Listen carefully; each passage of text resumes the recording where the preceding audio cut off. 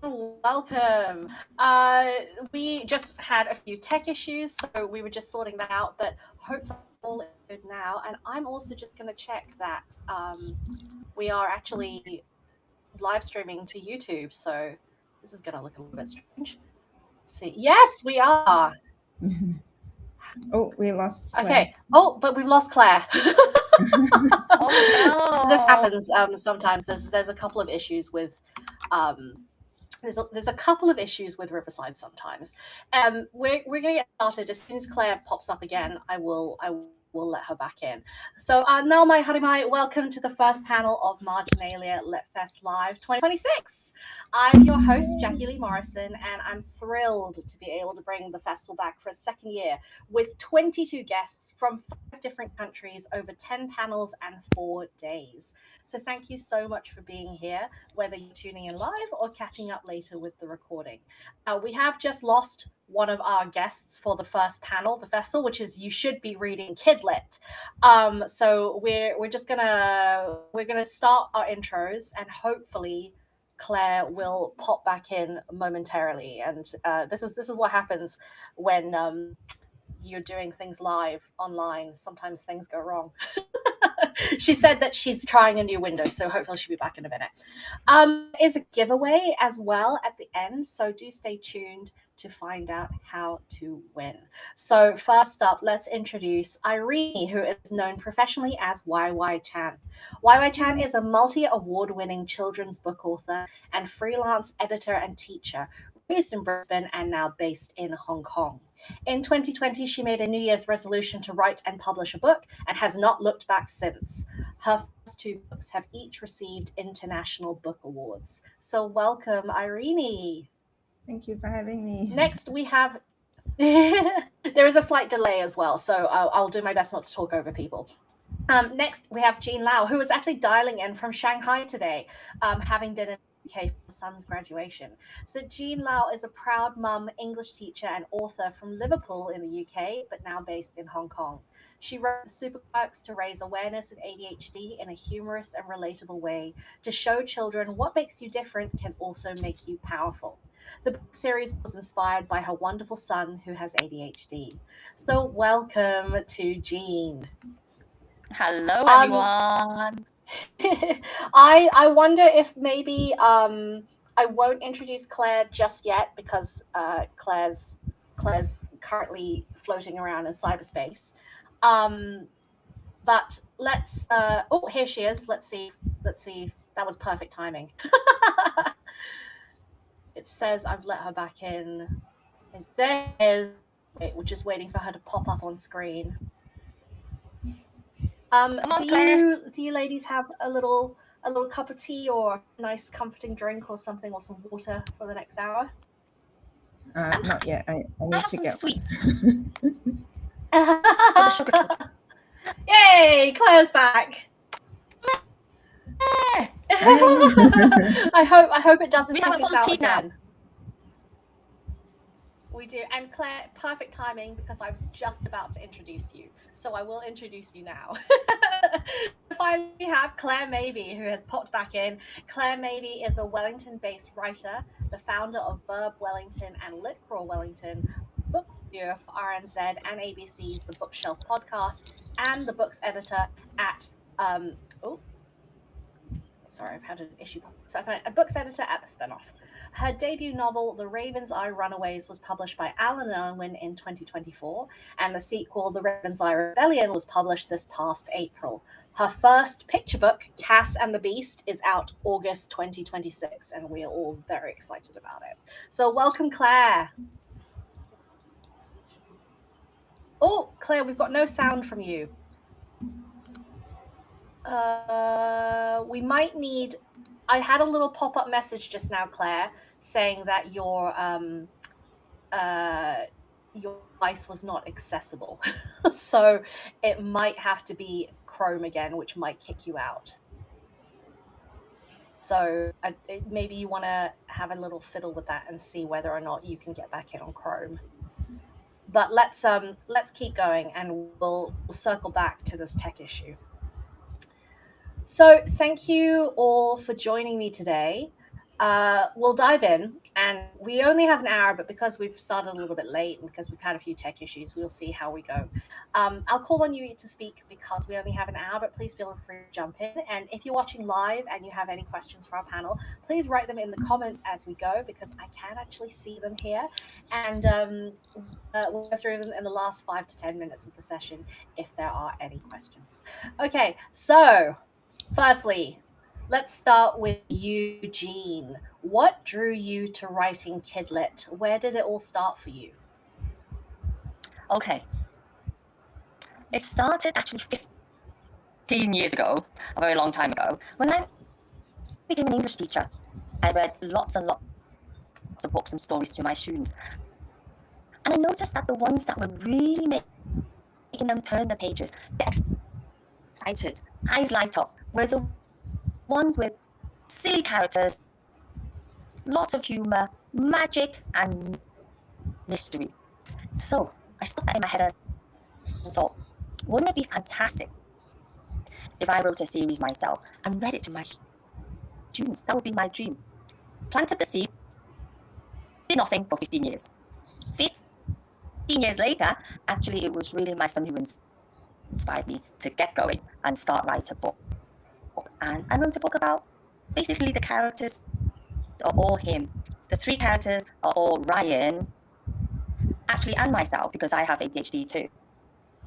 And I wanted to write a book that is different, like kids with ADHD can relate to.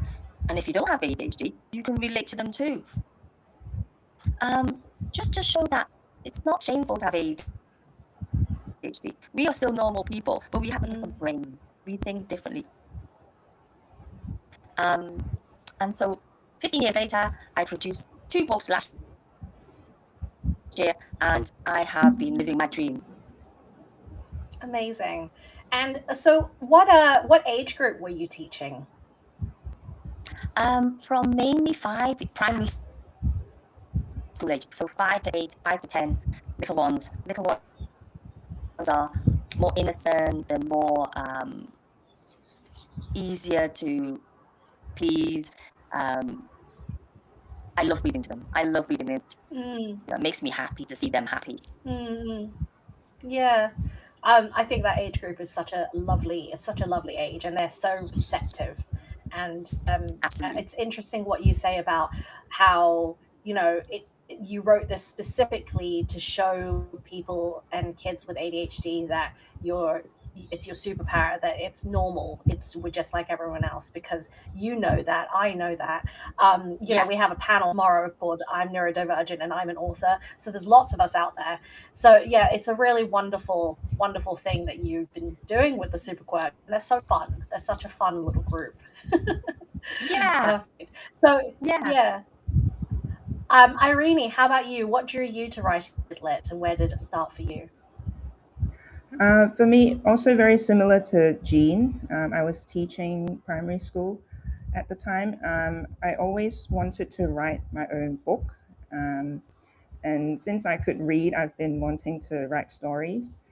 And while I was teaching, I started writing some, reading passages for my students, like in their worksheets or assessment papers. And I just thought it would be pretty cool to, have one of these stories as a real book to be published. But I didn't really pursue I didn't really look into publishing. I didn't know how to get a publisher, and I didn't know about self-publishing at the time. So it wasn't until my dad passed away from pancreatic cancer that I decided to take a break from teaching.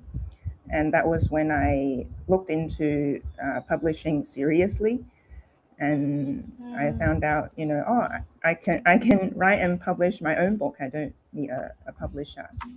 So yeah, and also during the pandemic, I just had a lot of free time to write stories and experiment and try lots of new things. So yeah, that's how I got started. Oh, amazing. And your book is so wonderful. I read Irene's book is called Daddy, Can You Hear Me? And that's her debut, which started her whole journey. And it is such a sad and sweet and wonderful story, and knowing that it's based on your real experience just makes it even more touching. And as when Irene and I met in Hong Kong earlier this year, we shared our stories about how when our fathers passed in the last few years, and so it has been, it really definitely touched me. And I think when I had it also made me think a lot about when my father was going through his cancer treatment when I was 10, and if I'd had something like this to understand then, I think it would have helped me a lot, because so many of the experiences that your character goes through were things that I was going through as well. So yeah. Well, why don't we give our audience a quick blurb about the kind of books you both write, and maybe the latest book, if you would like to.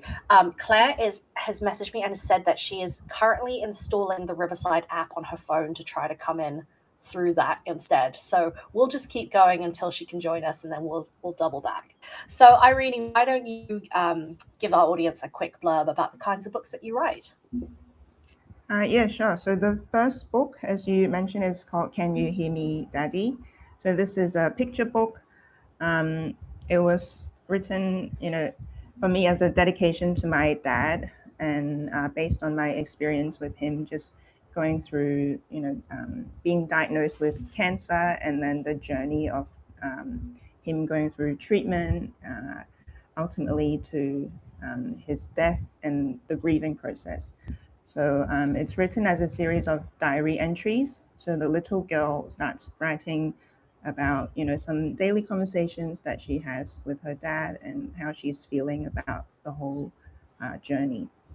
And another one, so this one is the same story, but written as like a chapter book. So there are no illustrations for this one. And I wrote it for older readers, around maybe nine and above. So I published these like a month apart in 2020. And then my third picture book is called Grandma, It's Me. So it's a children's book about dementia, and also loosely based on my experience with my grandma. So it's also written as a series of diary entries. I find this format kind of easier to get into, like the feelings and emotions that the characters go through during their journeys. And it also encourages readers to write to express their emotions. So that's why I decided to write these two books in this format. And the third one, this is the latest book. It's called Adventures with Daddy at the Circus. So the father and daughter, they're the same as Can You Hear Me, Daddy? So in that first book, there was a story where the little girl, Renee, she writes a story to cheer her dad up. And I just decided, it would be cool to bring this story to life. So that's why I wrote this one. And this is about the father and daughter doing a circus show together. And little Renee is a little like anxious and nervous, and so the story is about her overcoming anxiety during the like leading up to the performance, and how she gets through each of the acts. Yeah.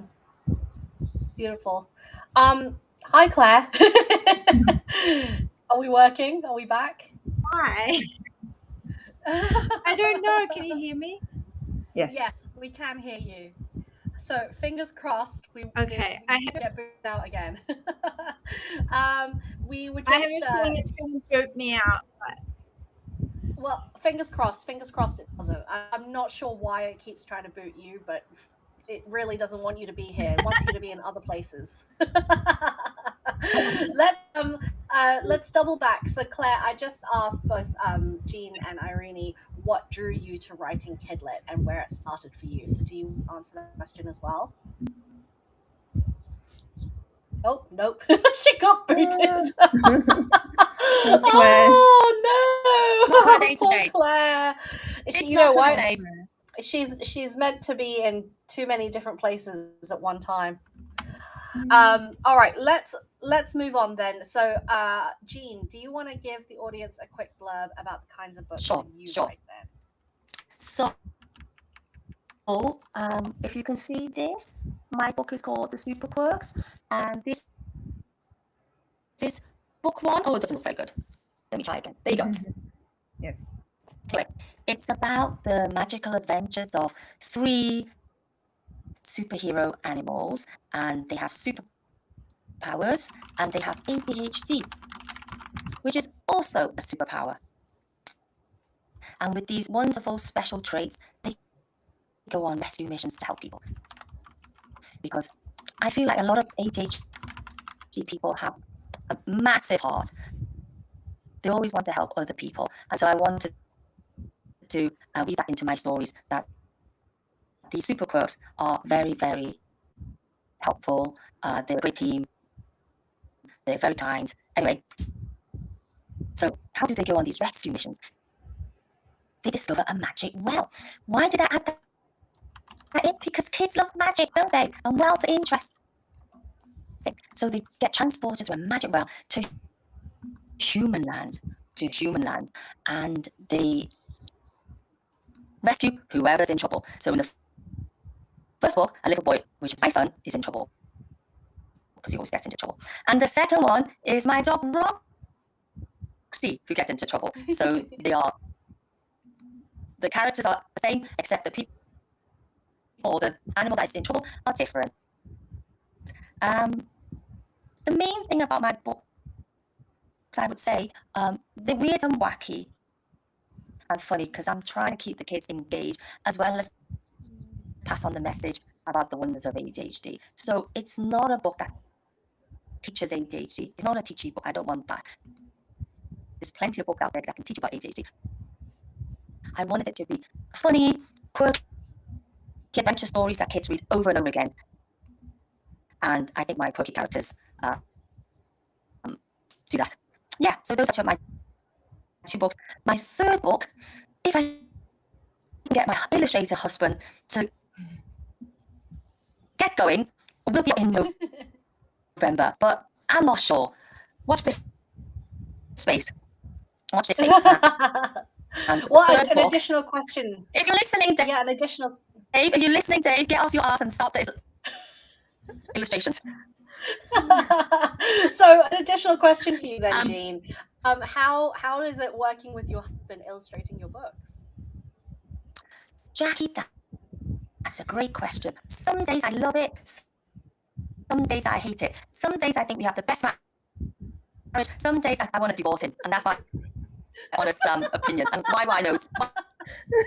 I know I keep complaining to her about my husband. I'm gonna fire him soon, but it has given us a different dimension to the marriage. So I'm not complaining, Dave, if you're watching.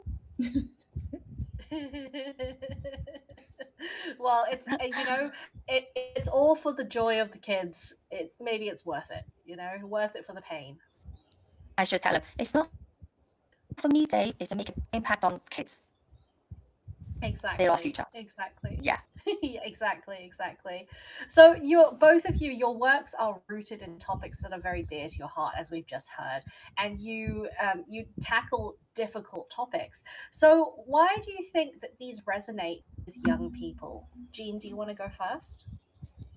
Yeah. If you know the stats, 10% of kids have ADHD, and probably more because more haven't been diagnosed. A teacher once told me that in her class she had 3 or 4 kids on the spectrum. Yeah. So my books are definitely relatable because ADHD kids are part of the demographics that are in society, and my characters, one is hyperactive, one is a daydreamer, and one has anxiety, because usually that is the two are married together. When you're brought up with ADHD and you've been told that you've been lazy, stupid, and naughty all your life, the anxiety it builds up over the years. Yeah. So these are my 3 characters, which are very relatable, whether you have ADHD or not. You're hyper-focused, hyperactive, I mean, you can't sit still, you're a daydreamer, and you can't focus on what the teacher's saying because it's boring. And Frida Frog has anxiety and she has to do yoga to relax. So I think my characters are very relatable. I just find them very funny. And if it opens up conversations with their parents, oh, I'm like that too. Or, oh, yeah, I worry about homework as well, Mom. Maybe you open up conversations and, you know, with their parents and teachers, yeah. Yeah. Yeah, and you know, we all know that with kids' books and kid lit, really the people who are buying books are the parents. So you have to sell the book to the parent before you can sell the book to the child. Absolutely. Yes. I need to work on that. If you've got any tips on that, Jackie, please let me know. I mean, I haven't sold a single book, so you know, I can't even sell my book to the publisher right now. So, Irene, how about you? Why do you think that your topics resonate with young people? Personally, for me, I think growing up, I didn't really read many books that covered the topics that I wrote about in my books. And also, I think coming from like an Asian background, we tend to avoid topics of like death and grief, and we don't want to, you know, talk about unlucky topics like these.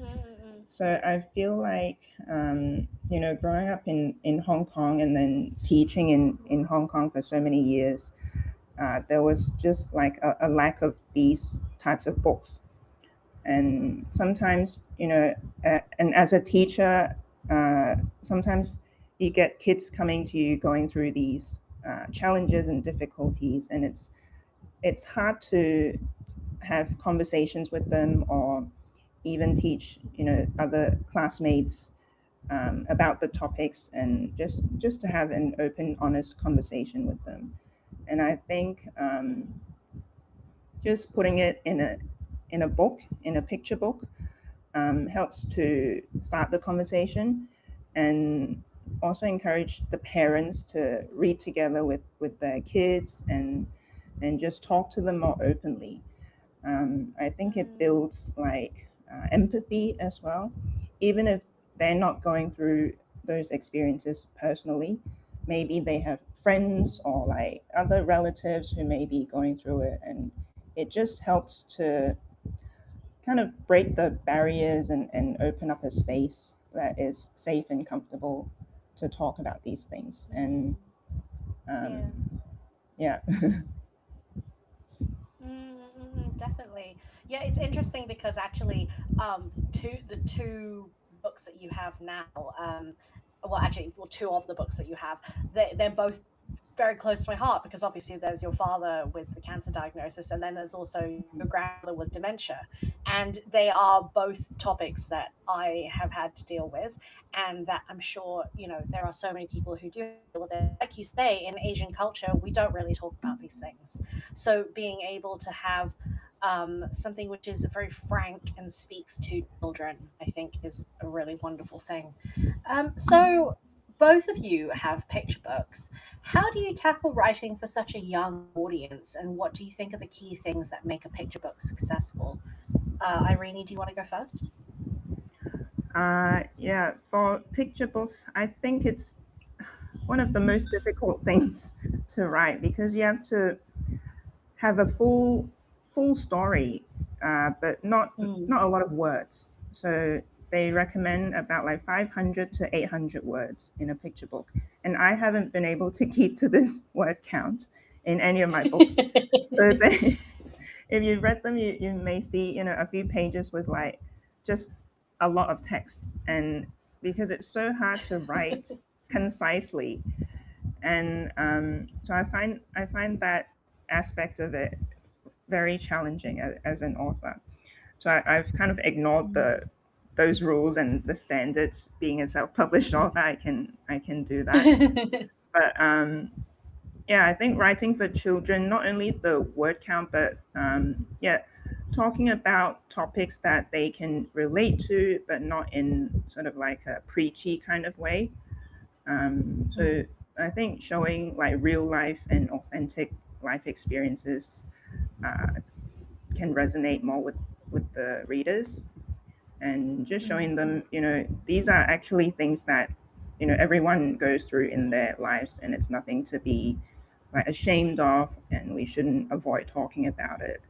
And just showing that in a story can encourage them to, actually accept or embrace their challenges and their emotions as well.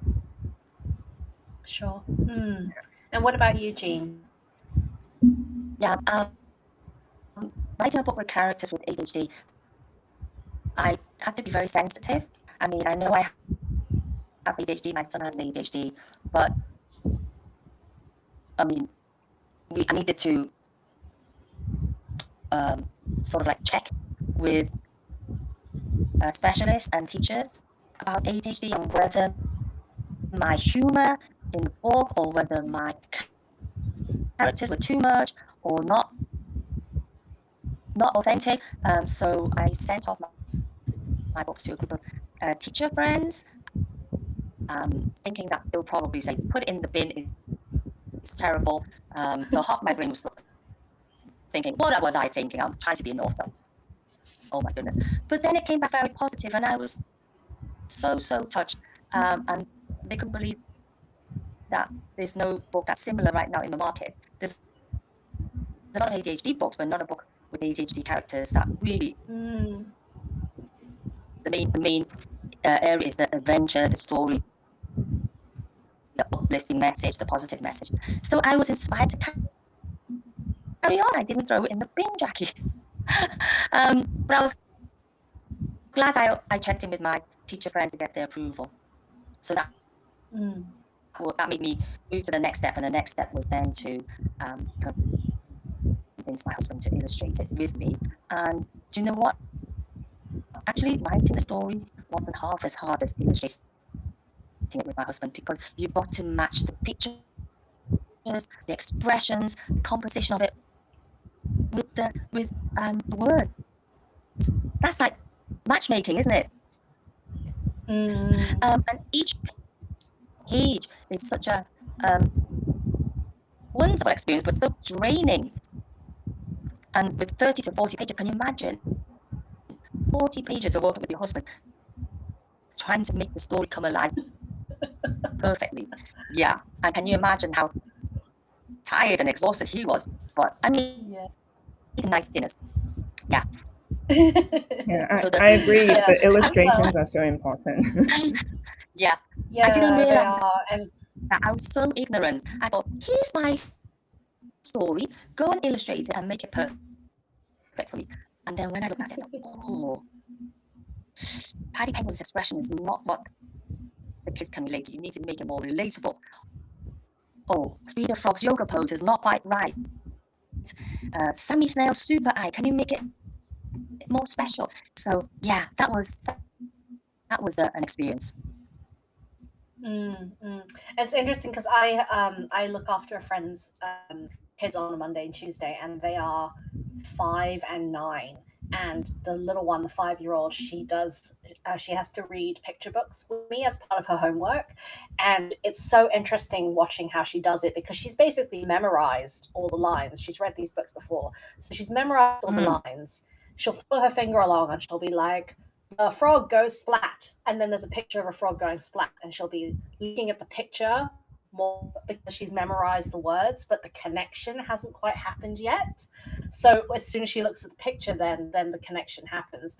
And that like you say, it is so important that the images have to match the words in a way where the expressions and everything can tap in, because words are just words until the meaning comes in. Absolutely. It's got to be that perfect balance. And how do you find that perfect balance? Exactly. And a lot of sweat. And some harsh words at your husband, I'm sure. So, so let's talk about Yeah, that's the main thing, isn't it? So really, the heart of our topic today is, why do you think that people should be reading kidlit, not just young people? So do you agree with the statement that you should all be reading kidlit? Yeah, why don't we start with Eugene? Kidlit is so educational and entertaining. Why not? Why not? I mean, books like Diary of a Wimpy Kid, they've been made into major movies. Books like Roald Dahl books, Big Friendly Giant, major movies that you can enjoy with your kids or without your kids. They're so entertaining and educational. And the social emotional learning from kids' books, compassion, acceptance, kindness, are all weaved in subtly. So why wouldn't you read kid books? They're brilliant. Mm-mm-mm. And what about you, Irene? Yeah, I totally agree with Jean. And I wanted to share that recently I went to a picture book library in Hong Kong. And I was surprised to see a lot of adults going in there to read picture books. And it's just so encouraging to see that, it's not just children who are, drawn to these books. We've got many, grown adults just wanting to sit down and appreciate, the artwork and the story and pay attention to the detail. Sometimes when we read like novels, we don't get the images, but the illustrations in like picture books, we're able to see, some of the hidden meanings or the symbolism that's missing in a lot of like pure text books. So I find that Mm-mm-mm. part of it just really fascinating, and it makes you really think about, what is the author and the illustrator trying to convey. And last year, I also joined a kind of reading circle for children's books, picture books for adults. And we just sat down and had this really long conversation after reading and studying each page. And the conversation just went, very deep and very unexpected. Just hearing different people's perspectives and opinions about what they see, it was really fascinating. So I think, yeah, everyone should be reading Kid Lit, and it just makes you slow down, observe, Mm. study the details, and trains your visual literacy, which I think is so important in this day and age. Yeah. Yeah, definitely, especially with so much AI around these days.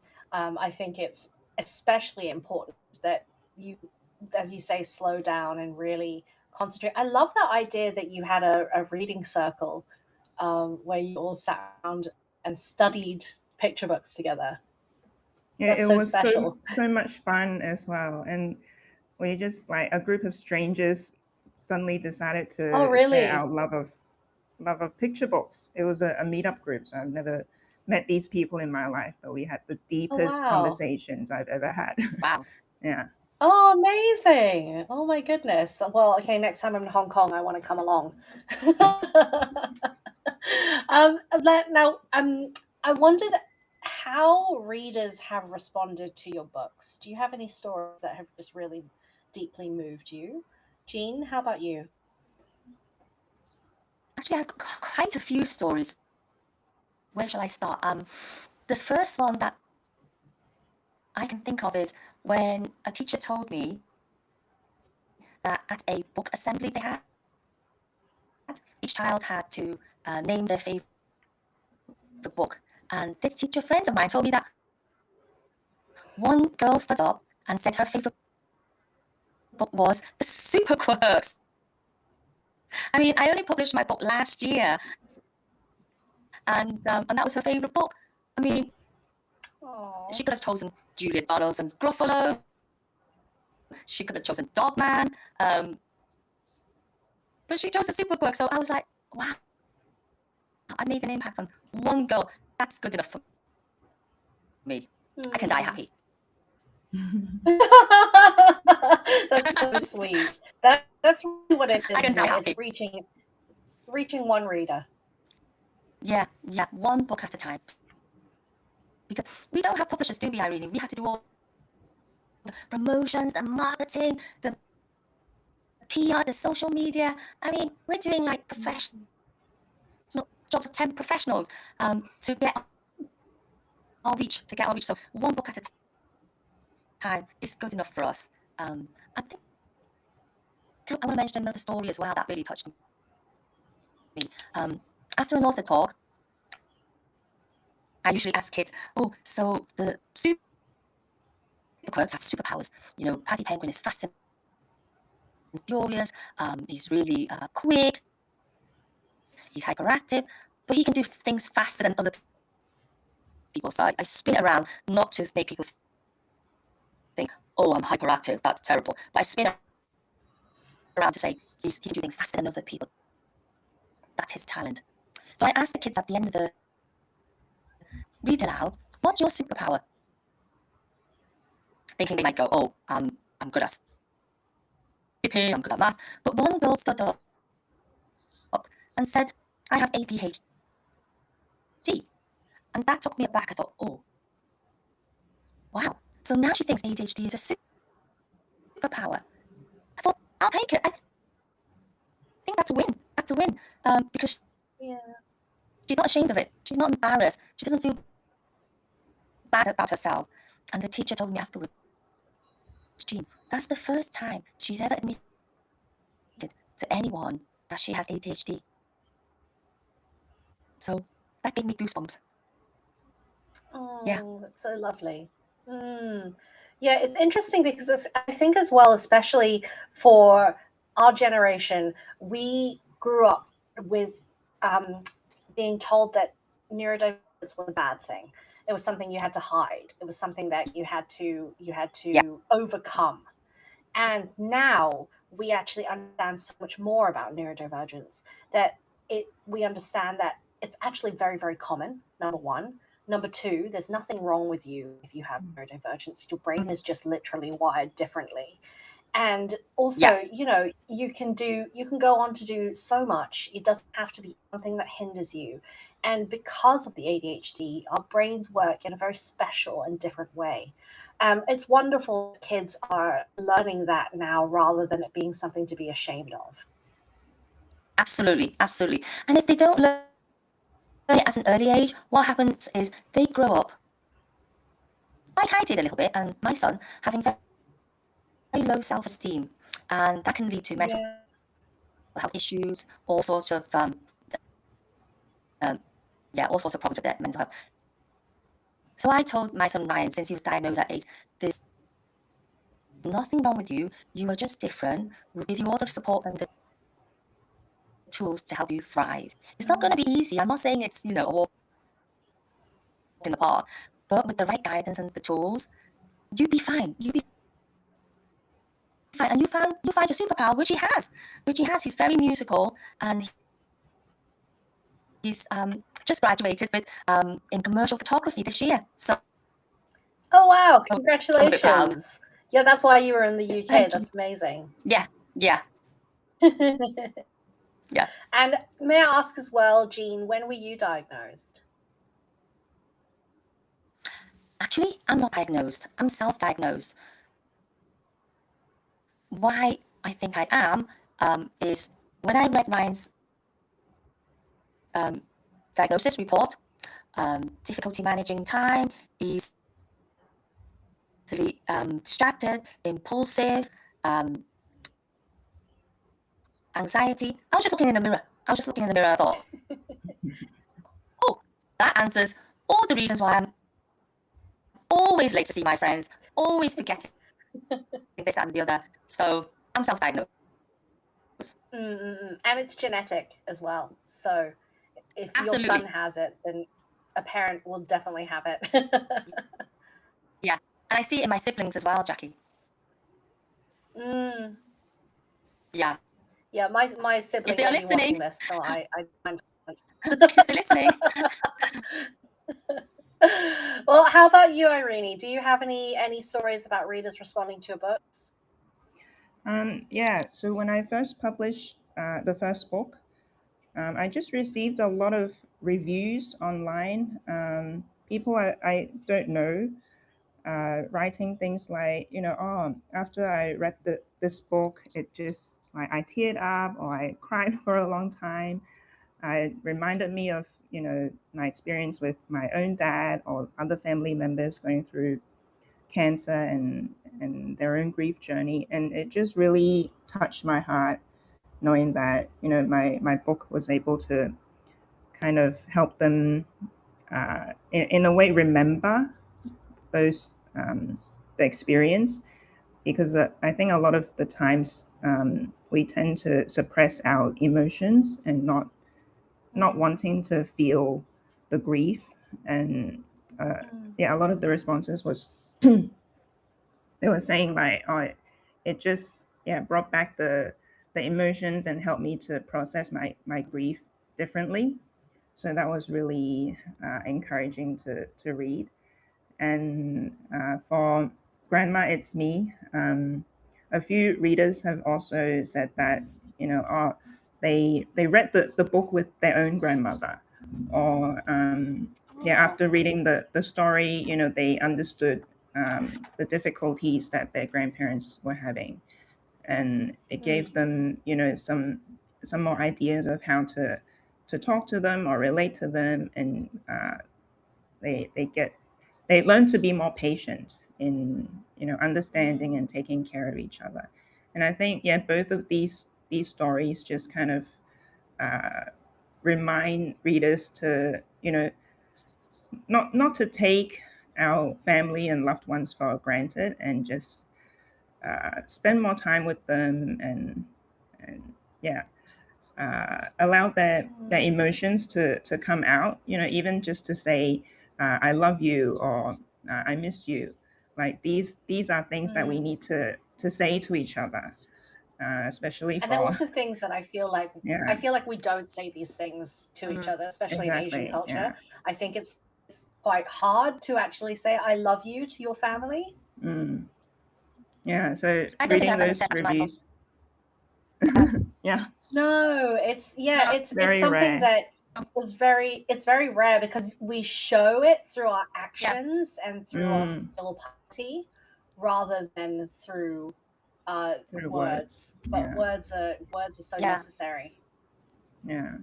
And even just like giving them a hug, reminding them that, you care and you want them to be near you. This is just such a powerful emotion that we often just, you know, avoid showing, which is a little sad.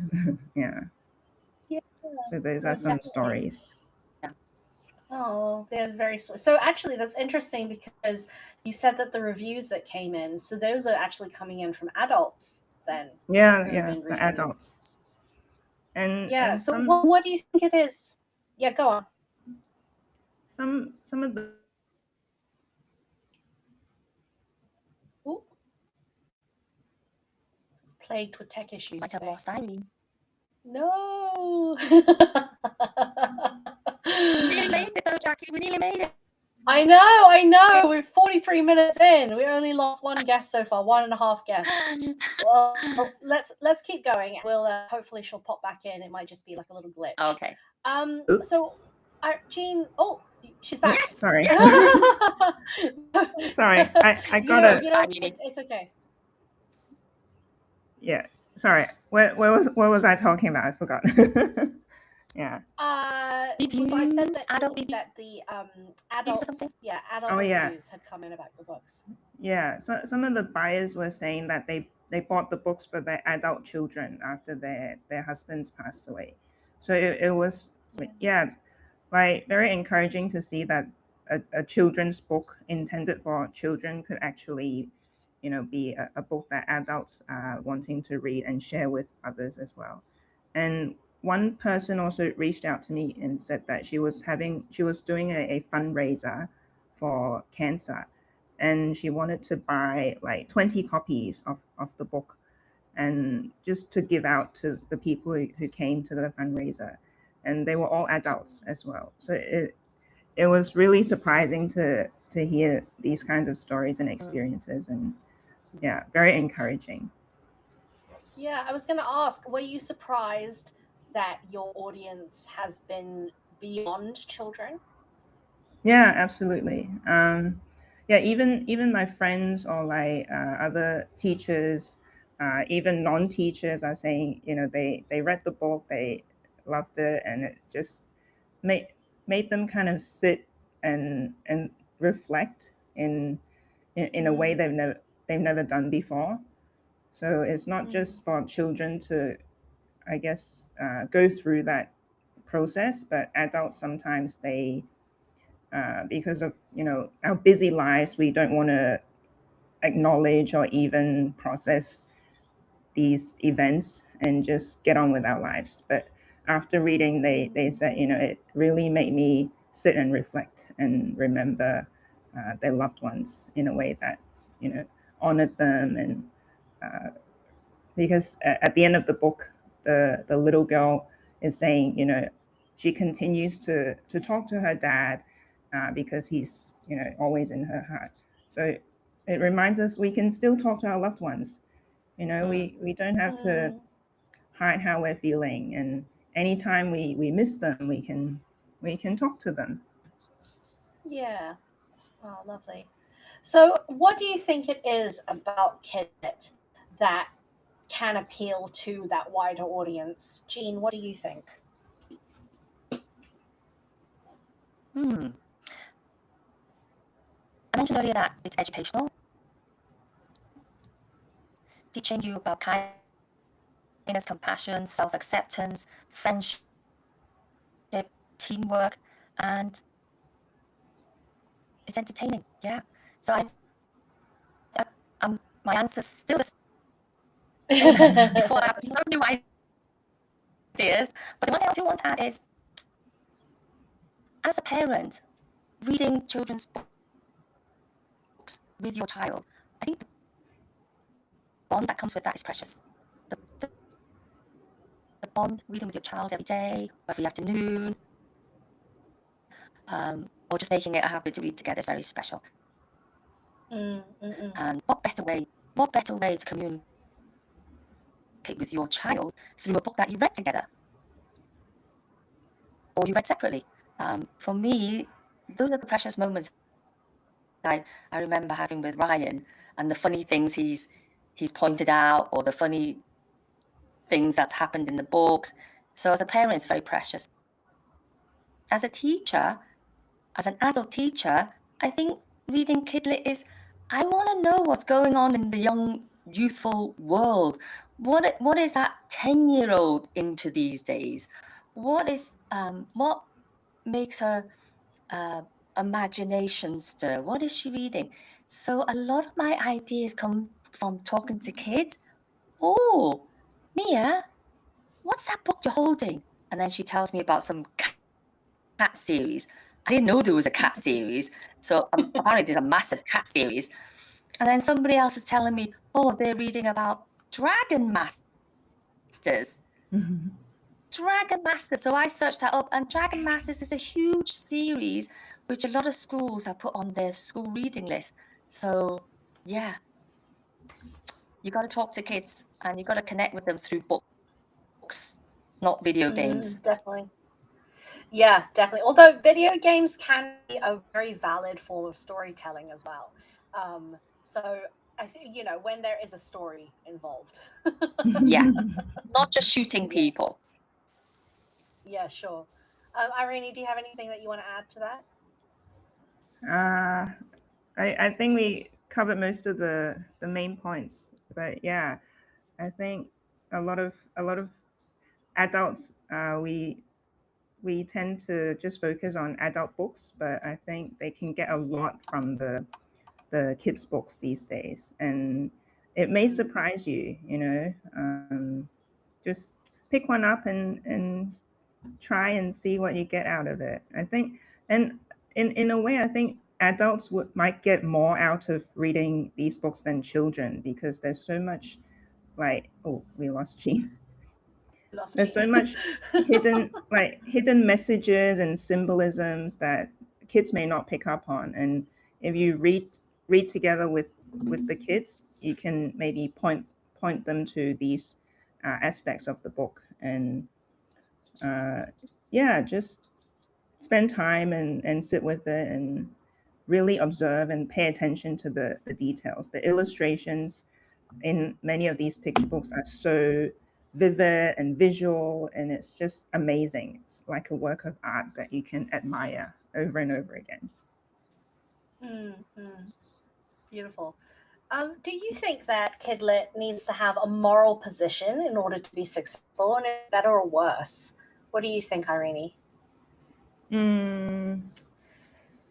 I don't think I have a very strong stance for or against it. From my books, I do have a moral behind it. Maybe more like values. The main value is like love and understanding and empathy. So the messaging around the stories, I think, is quite important. I also love books that have no moral. It's just pure entertainment, very funny, humorous, and they get kids reading as well. So I think that's great. But yeah, it depends what you're looking for. Some kids are drawn to some more silly stories and magic, and it really appeals to them. I think behind the stories there are still some little messages that you may not pick up on, but they are there. They are there. And I think for writers, we write stories that we feel passionately about, and subconsciously put our own beliefs and opinions and ideas into our stories. So I wouldn't say it's good or bad, but works both ways. Yeah. Jean, do you have anything you want to add to that? Welcome back. Yeah, welcome back. No background though. That's okay. Definitely. I think it's actually better without. Is it? Yeah, it's a little bit glitchy. Yeah, children's stories don't necessarily have to have a moral standing, because the most important thing is kids enjoy reading it, whatever they take out of it. But I do say most picture books do have moral values, but it's usually subtle and it's weaved into the story, which is the best way. I mean, my students can't read books that are just, you should be kind, you should share, you should be a good student. No, they can't read books like that. They'll switch off. So the moral values must be weaved into the storyline, into the plot, that they don't even know they're being taught. Friendship, kindness, acceptance, self-belief. So, for example, one of Julia Donaldson, the famous author, I love her books. Her Room on the Broom, if you've heard of it, is about 3 animals asking for room on the broom with the witch. So the witch is very kind and lets them go on the broom with her. Then something happens, a villain appears, and guess who helps the witch? The animals that she's been very kind to helped her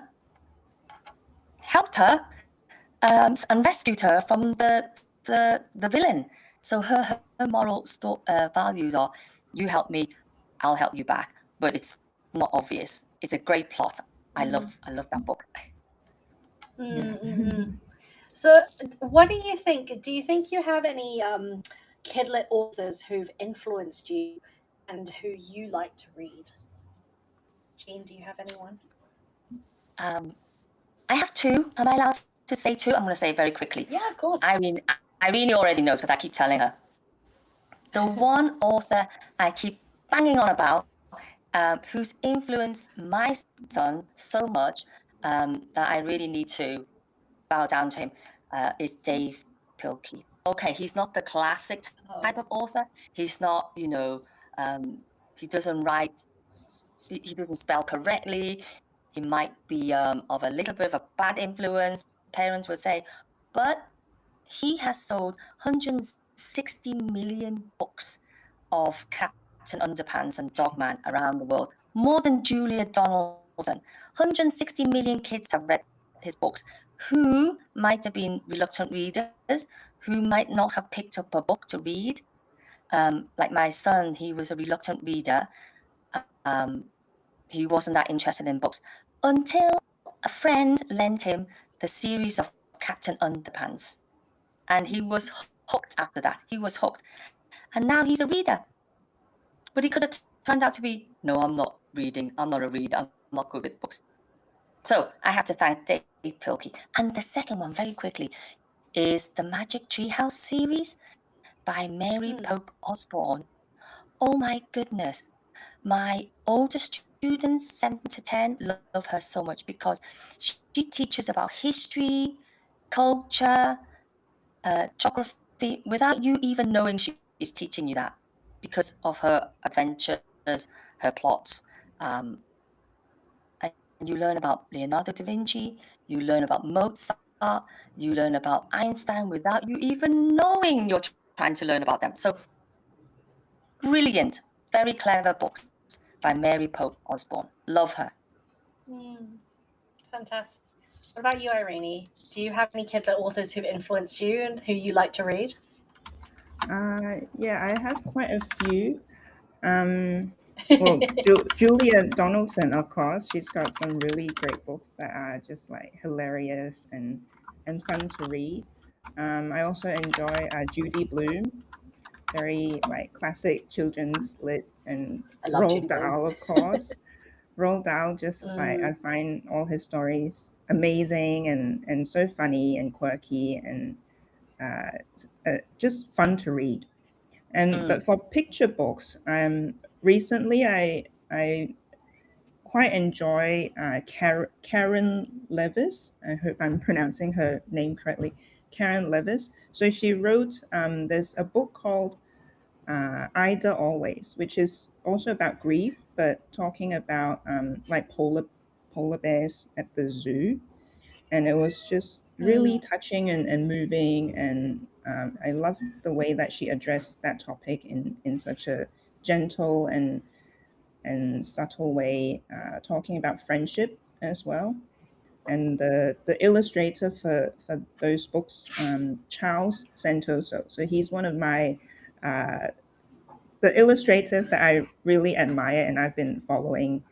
I just love his work. So any books that he illustrates, I just adore immediately. Yeah. And you buy them all? Oh well, I try, but I think I bought almost five or six of his books. Yeah. So he also illustrated for Kobe Yamada. So he's got a few books that are like talking about something about an idea, like what do you do with an idea, I think the book is called. So it's just very magical, whimsical, and the illustrations are just perfect. Oh, fabulous. Well, it's about time for us to wrap up. So let's end with both of you telling our audience where they can find you and where your books are available. Jean. Shall I go first? Okay, I Yes. prepared this, but I'm so tech challenged that I didn't know how to mirror or convert it or whatever. Anyway. So can you read that at all or not? Yes, no, perfect. www.superquirks.com. Amazon for the US and Bookazine in Hong Kong. There you go. Perfect. And I've just popped up online there. That is where you'll be able to follow Jean on Instagram. You can click that. It's going to disappear, but I'm going to make it last for longer. So yeah, if you click that, it will take you over to Jean's Instagram and you can follow her there. And Irene, how about you? So my website is yychani.com. That's my website. And my Instagram is yychan_ author. And you can find my books on Amazon, Barnes & Noble, any online retail bookstores. Unfortunately, my books are not in the Hong Kong Bookazine stores. I'm trying to get them in there. But Yeah, we need to get in there. hopefully soon. They were at one point, but because of, I guess, low sales, and then they were closing some stores. Yeah, they told me to take the books back. But they're doing very well on Amazon, so I'm happy. Great, good. Well, you can follow Irene on yychan_author on Instagram as well. That is also on our screen. Yeah, that's pretty much us for this first session. So thank you again to Irene and Jean, and commiserations to Claire, whose tech did not want us to have her in the session. But what I'm going to do is I'm going to reach out to Claire, and we're going to try and do a one-on-one session so that we can talk about her books as well and talk about her love for Kidlit, because it is something that she's very, very passionate about. So the Instagram account for Jean and Irene are below in the description box. Please make sure you follow them. Marginalia is a completely free festival. But if you'd like to support my mahi and help me keep doing the things that I'm passionate about, you can buy me a coffee through the Ko-Fi. So the link is on screen now, and it is also in the description box below. So if you'd like to buy me a coffee, I like coffee. All three of our authors. Yeah, all three of our authors are giving away copies of their books. Irene and Jean are offering their books through Amazon, and Claire is giving away a copy of both her Raven's Eyes books and her new picture book, which is forthcoming in August, so it's very soon. So to win, please leave a comment below with your Instagram handle and a comment just one sentence why you would like to win their books, and I will pick a winner and announce it at the end of the festival on my Instagram, which is at Jaxie'sL. I'm just putting that up on the screen now. Unfortunately, it's not clickable, but it is there.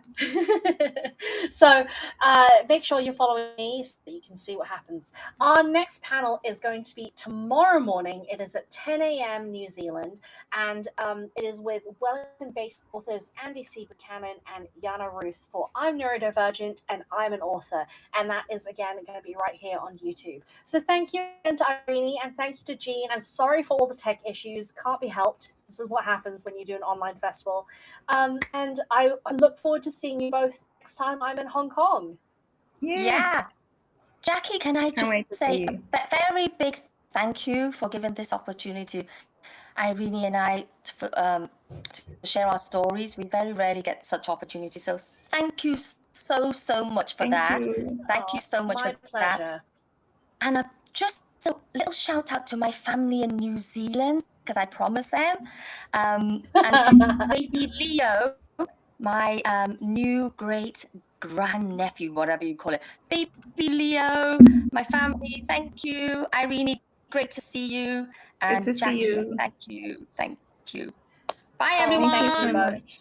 All right. Thank you. Bye. Bye-bye. Bye.